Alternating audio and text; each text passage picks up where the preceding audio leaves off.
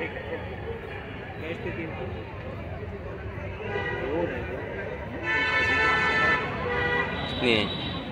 आहे ना.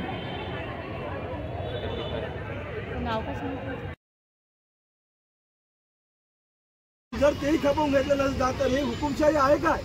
मग कुठलं स्वातंत्र्य आणि कुठला हे गणराज्य दिवस?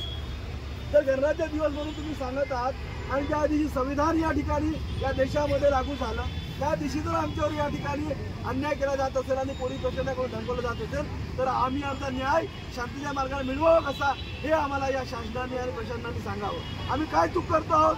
आम्ही 3 दिवस झाले या ठिकाणी शांतीच्या मार्गाने आम्ही बसलो आहोत, पण तरीसुद्धा हे लोक आम्हाला बळजबरीने उचलून धमकी देतात, आमच्या कलमाला धमकी देतात. तर आम्ही काय केलं हे सुद्धा यांनी सांगावं असा आमचा या प्रश्नाला सवाल आहे आणि प्रश्न आहे.